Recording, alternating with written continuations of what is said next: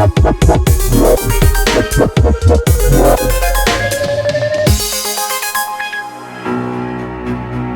2024-2025 menandai era baru di mana Liga Champions mengusung format berupa fase liga.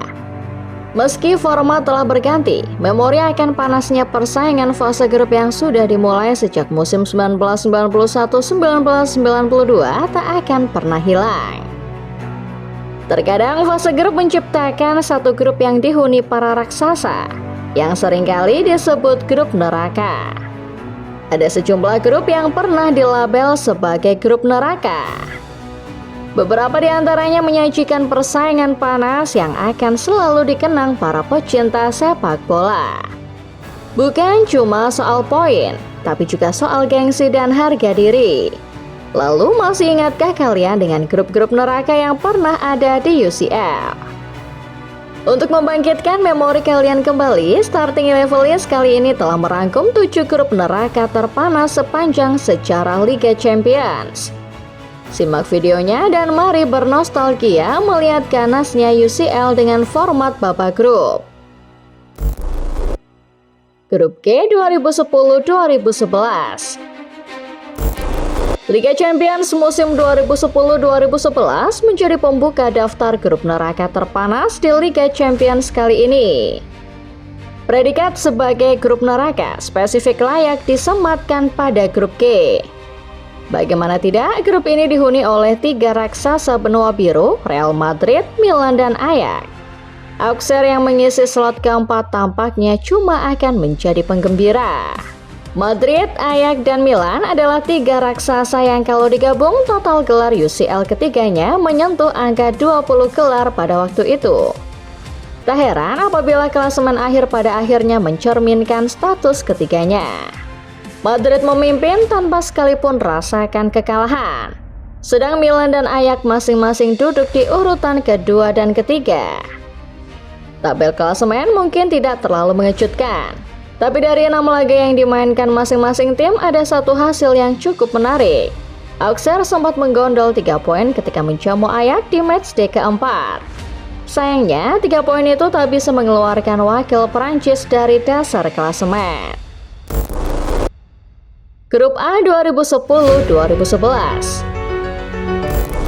Masih di musim yang sama ada grup neraka lainnya yakni grup A. Kalau grup G diisi para raksasa berkelimang trofi UCL, maka grup A ini diisi para underdog. Inter Milan, sang juara bertahan harus menghadapi 3 underdog yang cukup kuat. Tottenham Hotspur, Twente, dan Werder Bremen. Skuad klub-klub penghuni grup A kala itu adalah skuad penuh potensi. Spurs dihuni nama-nama seperti Gareth Bale, Luka Modric, dan Rafael van der Vaart. Twente adalah tim bermaterikan nama-nama seperti Bryan Ruiz, Luuk de Jong, dan Nacer Chadli.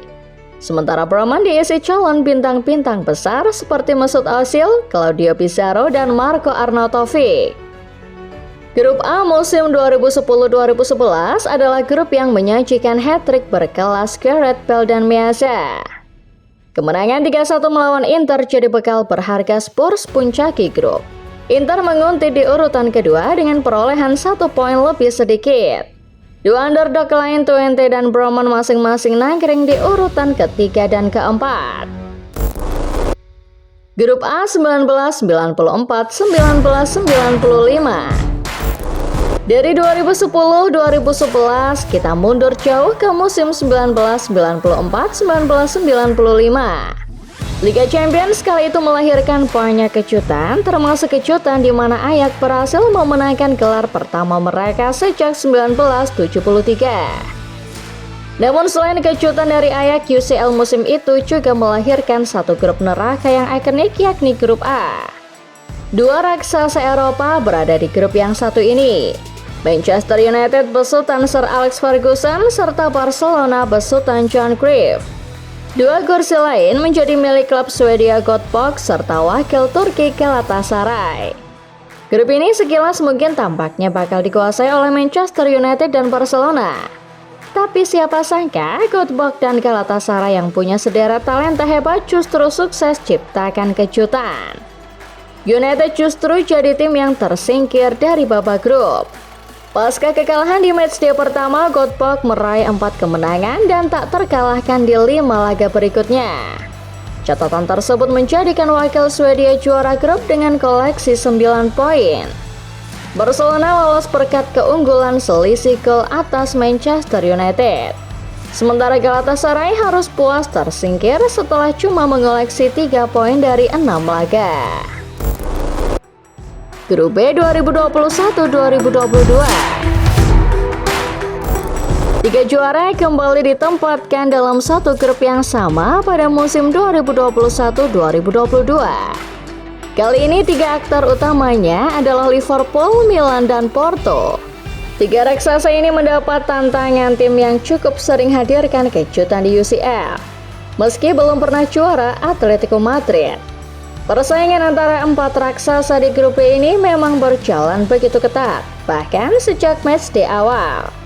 Liverpool menaklukkan Milan dalam duel sengit yang berakhir dengan skor 3-2 di matchday pertama. Sementara itu Atletico dan Porto harus puas berbagi angka di Estadio Metropolitano. Semua tim telah mencicipi kemenangan di grup B ini. Liverpool yang nantinya keluar sebagai runner-up adalah tim yang paling dominan. The Reds tak pernah gagal meraih kemenangan dan mengantongi 18 poin dari 6 laga fase grup. Atletico menemani Liverpool ke fase knockout dengan koleksi 7 poin. Milan dan Porto harus gugur di mana masing-masing menempati urutan ketiga dan keempat. Grup B 2018-2019. Musim 2018-2019 menjadi salah satu musim paling dramatis kompetisi Liga Champions. Drama sudah tersaji sejak babak grup dan di antara 8 grup yang ada, grup B mungkin jadi yang paling dramatis. Julukan sebagai grup neraka rasanya layak disematkan ke grup ini. Mengingat penghuninya antara lain adalah Barcelona, Inter Milan, PSV, dan sang finalis musim itu Tottenham Hotspur. Nostalgia musim 2010-2011 menjadi tema utama grup B ini ketika Spurs bertamu ke Giuseppe Meazza sekali lagi di matchday pertama. Spurs sendiri akhirnya jadi tim paling mengesankan di grup ini, karena mereka lah tim yang menemani Barcelona ke babak gugur. Barcelona sebagai tim paling favorit di grup ini menerima kejutan ketika mereka ditahan 1-1 oleh Inter di Milan dan 1-1 oleh Spurs di Camp Nou. Brace Messi, kekalahan Spurs yang memenangkan Barca di London Utara pada matchday kedua menjadi salah satu drama yang tersaji di grup ini. Barca akhirnya lolos sebagai juara grup, sementara Inter dan PSV di tempat ketiga dan keempat terpaksa angkat koper lebih awal. Grup H 2017-2018. Semusim sebelum menjadi finalis Liga Champions, Tottenham Hotspur memang sudah berhasil ciptakan kejutan. Pada musim 2017-2018, mereka juga tergabung ke dalam grup neraka. Grup H adalah nama grup tersebut, yang dihuni oleh Real Madrid, Borussia Dortmund, APOEL Nicosia, dan tentu saja Tottenham Hotspur. Melihat komposisi grup ini, kita mungkin akan mengira Real Madrid bisa lolos dengan mudah. Di sisi lain, Dortmund yang juga punya banyak pengalaman mentas di Eropa kemungkinan besar akan menemani Al Real. Sayangnya, Spurs justru tampil mengejutkan dengan lolos ke babak knockout sebagai juara grup. Di bawah komando Mauricio Pochettino, Christian Eriksen CS sama sekali tak tersentuh kekalahan dalam 6 laga. Spurs bahkan sempat membungkam Madrid dengan kemenangan 3-1 di Wembley Stadium. Hasil itu menjadi salah satu penentu Spurs lolos ditemani Madrid yang harus puas di urutan kedua. Sementara Dortmund dan APOEL yang sama-sama mengemas 2 poin harus puas tersingkir. Grup D 2012-2013. Mungkin tak ada yang lebih baik dari sebuah grup yang berisi para juara UCL. Tapi grup D Liga Champions musim 2012-2013 boleh dibilang sebagai satu pengecualian. Musim itu Borussia Dortmund adalah salah satu finalisnya. Dan anak asuh Jurgen Klopp ternyata sudah berhadapan dengan kompetisi sulit sejak babak awal. The Black and Yellow yang musim sebelumnya menjadi juara secara back-to-back di Bundesliga dihadapkan pada kolektor gelar UCL terbanyak Real Madrid. Juara 4 kali Ajax juga ada di dalam grup ini. Satu nama lain yang tak kalah menarik tentu saja Manchester City yang kali itu baru menjelma menjadi kekuatan menakutkan Eropa. Matchday pertama grup D ini sudah langsung menyajikan drama. Gol tunggal Robert Lewandowski mengamankan 3 poin penuh buat Dortmund ketika menjamu Ajax. Di Bernabeu, Madrid mendapat perlawanan alot dari Sergio Aguero CS. Los Blancos akhirnya menang dengan skor 3-2. Drama berlanjut sampai dengan detik-detik terakhir fase grup. Dortmund yang tidak terkalahkan berhasil melaju ke babak 16 besar diikuti Madrid yang mengoleksi 11 angka dari 6 pertandingan. Sayang bagi City, mereka harus puas menghuni posisi paling buncit, tepat di bawah Ajax dengan koleksi 4 poin, 1 poin lebih sedikit dari wakil Belanda. Sekitar 31 tahun sudah format babak gugur menemani kita.